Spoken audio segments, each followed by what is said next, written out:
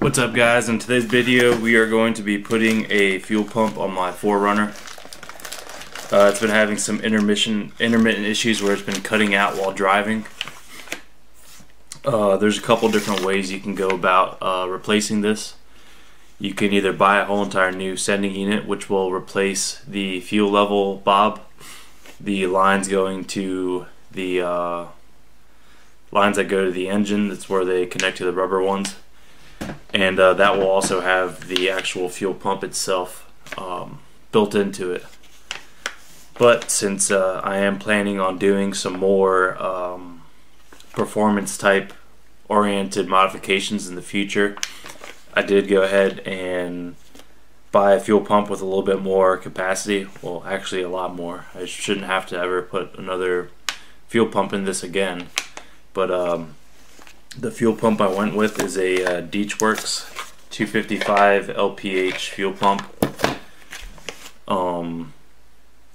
The stock fuel pump is under 200 psi, and so my thought process was, if I get something that's a little bit overkill, it's not going to hurt anything, and it'll return all the fuel that doesn't get used will get returned, and the injectors will never be starving for fuel with the bigger fuel pump. In this kit I bought from a website specifically made for kind of Japanese performance vehicles. They do have specific equipment for 4runners in the 5EZ FE motor, but this kit was actually made for a Nissan 240SX. But these fuel pumps are pretty generic pieces. They are basically the same kind of fitment for all different vehicles. There are some differences that you'll have to change, like the electrical plug is different, so you'll need to splice two different wires in for that, for positive and negative, which isn't a huge deal. If the fuel tank is out anyways, then it'll be easy. Besides that, the only special tool that I will be using is a little pipe cutter, one of those little guys, and this is just for cutting the metal piping for where the fuel is gonna be coming out, because from the research I've done, this one is gonna be too long to fit in the original sending unit, since I'm not putting a new whole entire sending unit in this. I'm just replacing the actual fuel pump. And this is like 25 bucks at Lowe's. It is made for soft metal, so I'll have to go slowly, but 25 bucks, even if it breaks the first time, which I don't think it will because I've used these before, it'll be well worth it. So we're gonna go ahead and get out there and get started on it. If you're working on a vehicle that's the engine's hot or it's been running recently, one thing you might want to do is take the fuse out under the engine bay, in the engine bay for the fuel pump, and crank the engine over with the fuse out, because that'll release the pressure in the fuel tank. So there's not like an excess amount of fuel leaking. But since my vehicle is cold, I haven't driven it since yesterday, there's not going to be any residual pressure left over, or there's not going to be a lot left over. So I'm going to go ahead and skip that step and just go ahead and disconnect the battery, and we will start doing the steps to get the fuel tank out.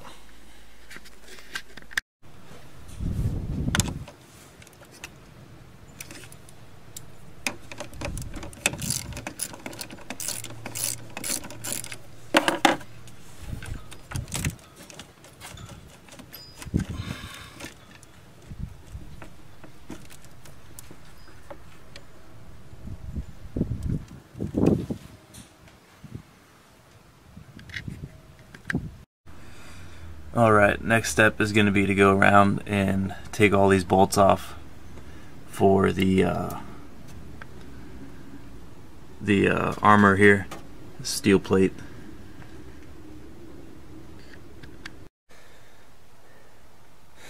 Alright, so if you pull this seat up, you can actually just pull this carpet out, and that will give you direct access to the inside of the tank here. Just gotta undo this. That'll give you access to the top of the tank. You're just gonna need to disconnect these wires, and we're gonna see if we can do this job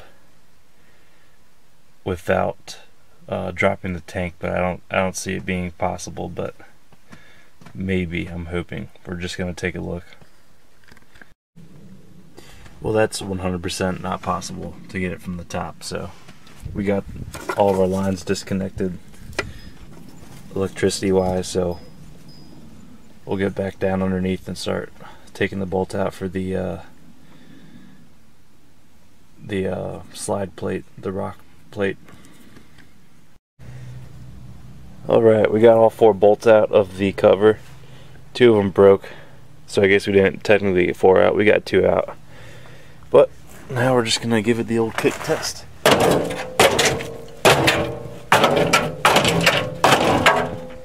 Now, stand by. Alright, well, there's a 5th bolt I needed to get out. 1, 2, 3, 4, 5. This one was right up by the drive shaft, so it was really fun to get to. So we got 2 bolts broken, 3 came out. Now it's time for a little coffee break. Alright, all 3 lines are disconnected there. We're disconnected on the top, so we can go ahead and start dropping the tank. I'm going to lift up the back of the truck, put some jack stands on it, and then I use the hydraulic lift to get the gas tank.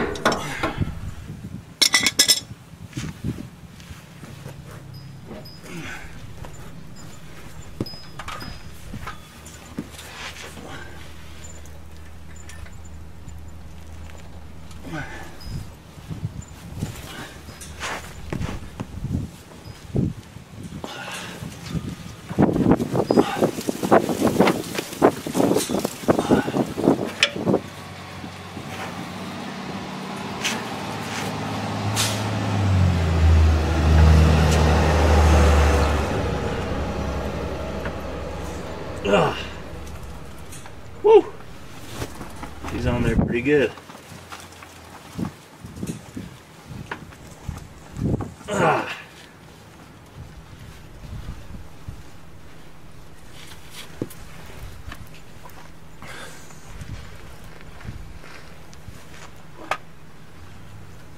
Where did my slip yoke go?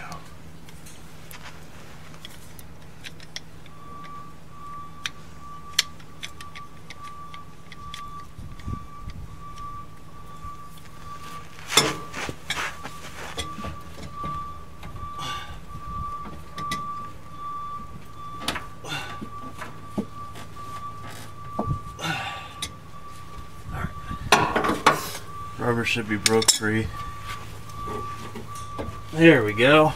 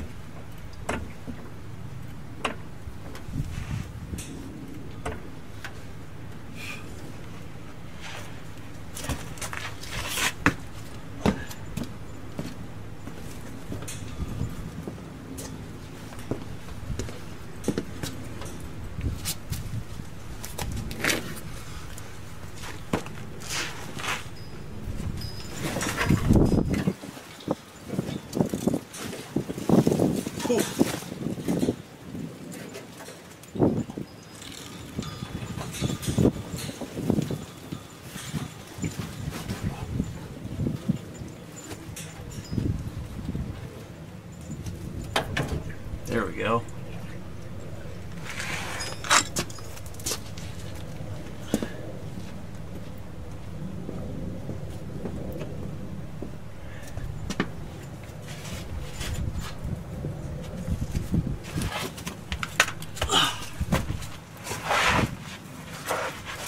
All right, quit your leaking.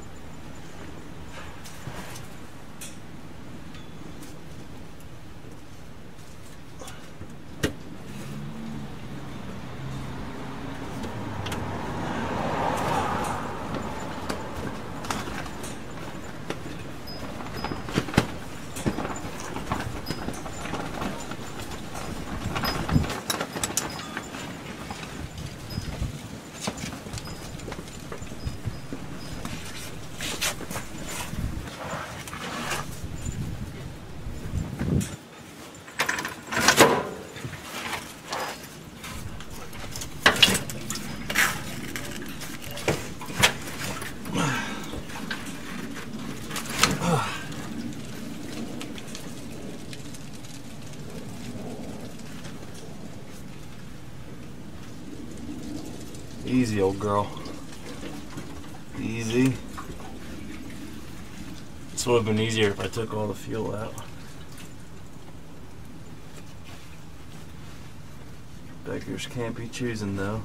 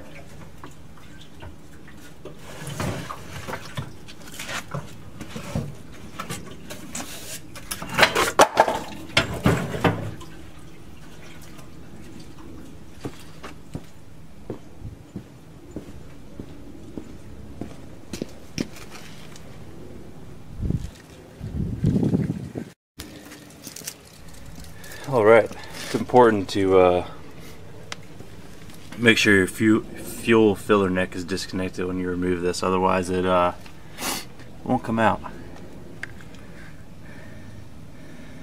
So now we have to figure out a way to get all these bolts out without breaking them, which should be pretty fun.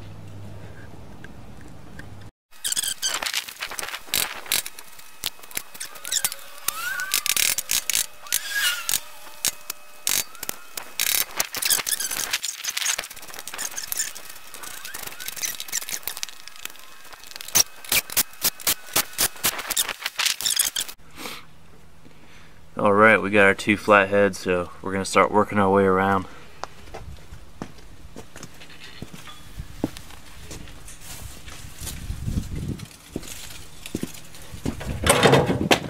And that's my phone.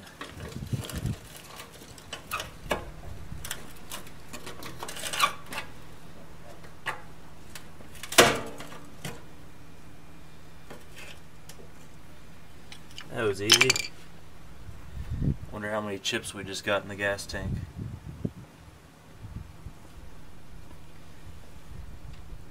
We do have a gasket here.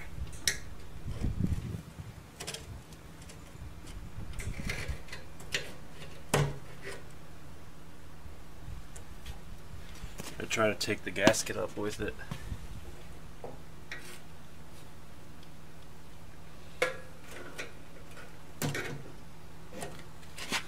Save us one more thing to replace. I think we're good. Pop these fuel connectors out of the plastic. Fuel lines out of the plastic connectors, I mean.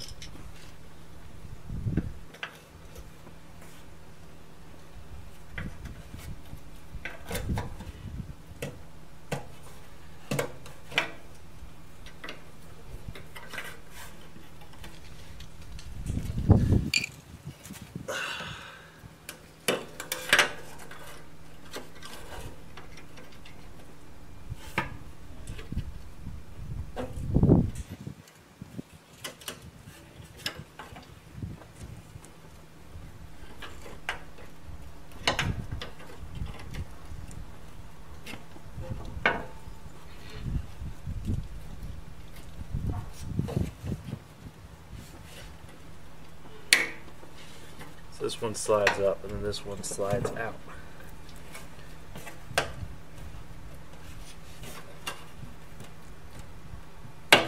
Alright.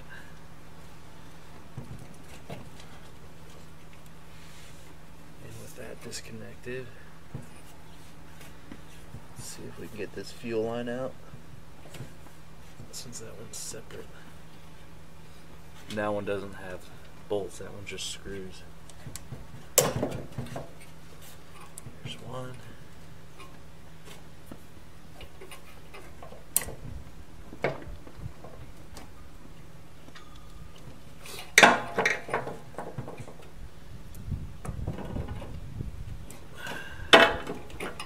And two. Alright. Nice and easy.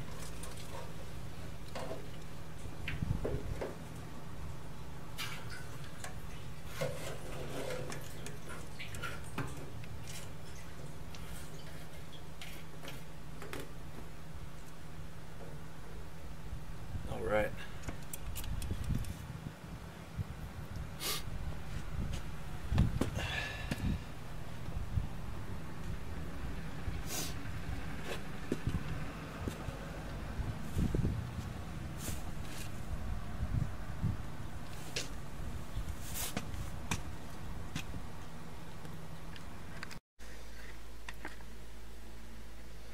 Alright, forgive the messy workbench, but after you let this sending unit dry out in a well ventilated environment, you know, you can take it somewhere to work on it if you prefer to work on it somewhere else. I prefer to do it in my basement. It's a little bit warmer, there's less wind, it's a little bit cleaner.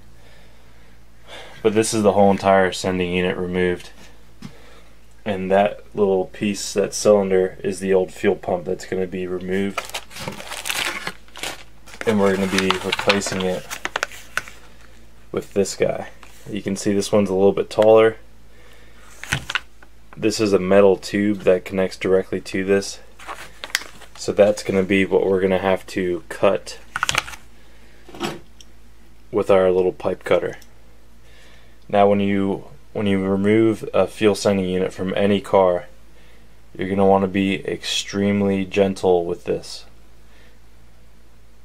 because this piece right here is the float that indicates your fuel level, and if this gets bent or gets leaned on or rested on at any point in time, there's a good chance that you're going to damage it or bend it and it's not going to read your fuel right.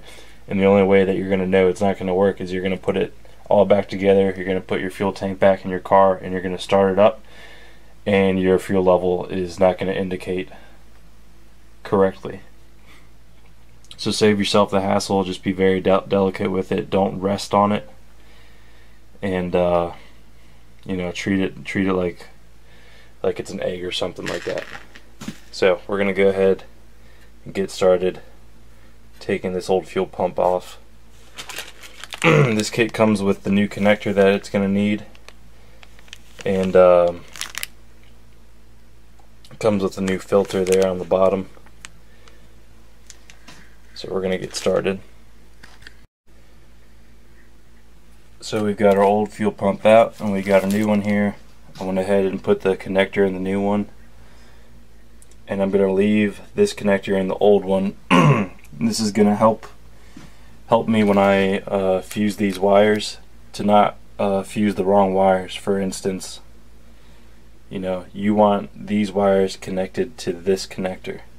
What you don't want is these wires connected to this connector. So we're going to leave these two in, and that's going to help avoid that confusion.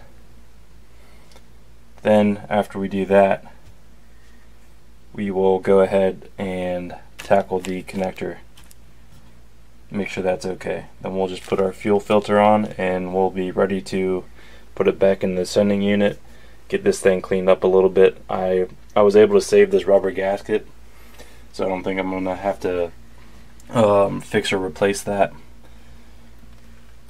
Excuse me.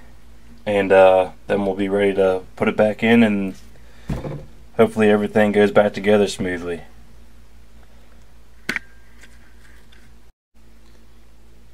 you can see here we have our new fuel pump connected to the old connection, and you can see the old fuel pump connection is still on there, so we know we didn't mess that up. And you'll notice this wire is red and that one's blue. That's fine, because most fuel pumps, almost all fuel pumps, are only going to have two wires. They're going to have a black one and they're going to have a different color wire, and the black one is almost always ground. And I know for a fact it's a ground in both of these in this case, so I knew I was good to go to connect this blue one to the red one, because that was the positive for both of them. So now that we have that connected, we can go ahead and put our filter on, the new one, and we have a new filter right here. And I've seen some people have an issue with using these crimp connections. They would prefer to use soldering with some shrink wrap over top. I have enough experience using these crimp connections that I feel comfortable using them. You really just have to be very thorough. You have to make sure that you strip the wires very carefully, get a good strip on them, and make sure all the wire is together inside the crimp before you crimp it together. So I went ahead and did that. All we have to do now is take a little lighter and shrink these off, heat them up so that they close off. And I'm going to do that near water, because this thing's been in gasoline for the past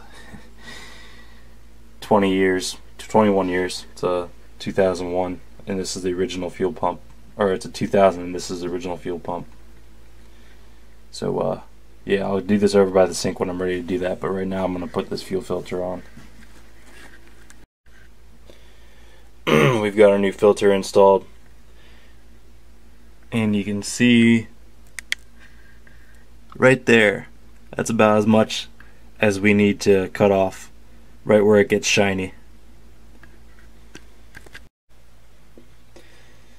Alright, these crimp connections are pretty terrible. The quality of them is pretty laughable. You can see they just burned on the ends instead of shrinking. So I'm going to have to go ahead and remove those and use the trusty, tried and true 16 to 14 gauge shrinking crimp connections. So I'll go ahead and put these on real quick. Alright, now that this wire is incredibly short from putting better crimps on it, let's see if it'll fit into here.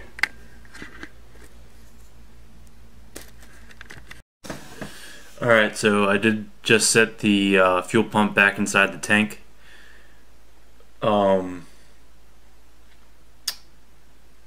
We broke 2 bolts taking it out, disassembling it. One was for the fuel tank rock guard, and then I believe the other one, skid plate. I don't know why that was so hard for me to pronounce that. Skid plate, skid plate, skid plate is what I've been saying when I've been calling them some stupid other name. Anyways, we broke 1 bolt for the skid plate on the gas tank, and then we broke the gas tank fuel strap bolt. And the fuel strap itself also basically disintegrated as we were removing it, so it's just going to need a new fuel strap, which isn't that big of a deal. It's going to be a couple dollars off Rock Auto. In the meantime, I will go ahead and get it all back together, just because it's not that hard to put a new fuel strap on, and there are enough bolts in there in the meantime to be to hold it in place. I'm not going to be driving it across country or going off-roading or anything like that in the meantime, so I'm not that worried about it. I'll just order the part, and in a couple days I'll throw it back on. Other than that, we're going to go ahead and finish the install. It's going to be the same procedure as removal, just in reverse.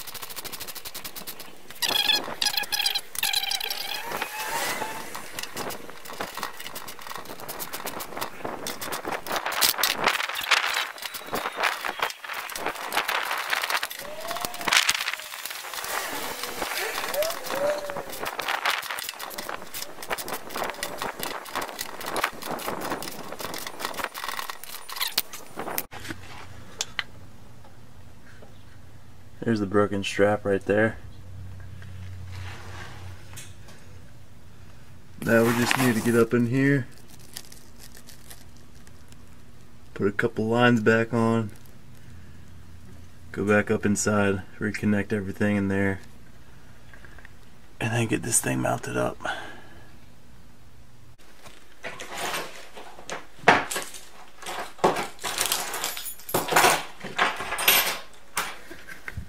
Alright, we're gonna go check it out. We just connected everything, got the skid plate on as best as I could. Gonna reconnect that battery and see what happens.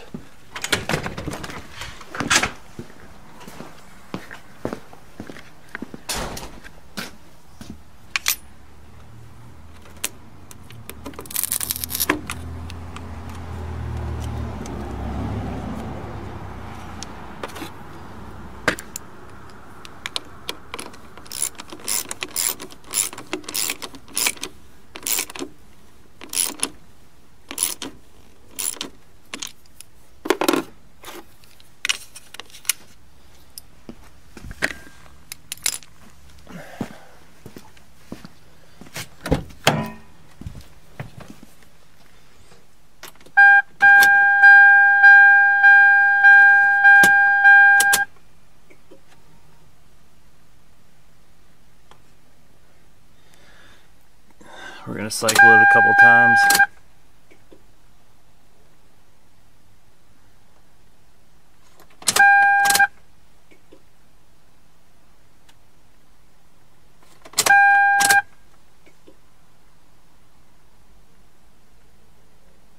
I don't hear the fuel pump. Let's see if there's any leaks.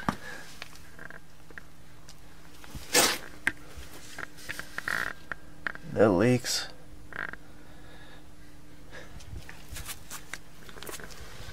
Moment of truth.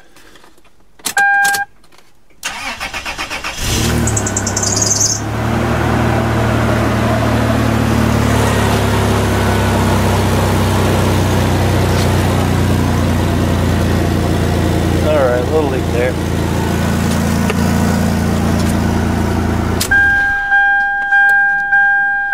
Tighten that up and that's it. Alright, we got our fuel connection right here tightened up because when we initially started it had a little leak. So now we'll start it up again, make sure it's not leaking.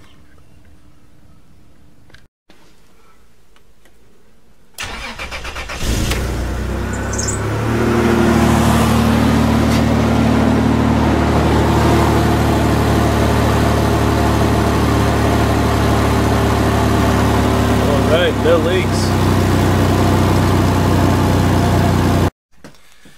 Alright, so it starts up, runs great, no leaks. The job is done. We will have to get a fuel tank strap, which is like $5, $10 on Rock Auto, and we'll throw that on there when it comes in. Besides that, the job's done. It doesn't skip at idle anymore. From what I can tell, it doesn't have any intermittent run issues.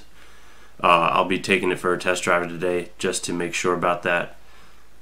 And one thing to note, that if you are doing a OEM pump replacement, so you're just putting the stock style pump back in, the procedure is the exact same as I did in my video, except for you're not going to have to splice any wires.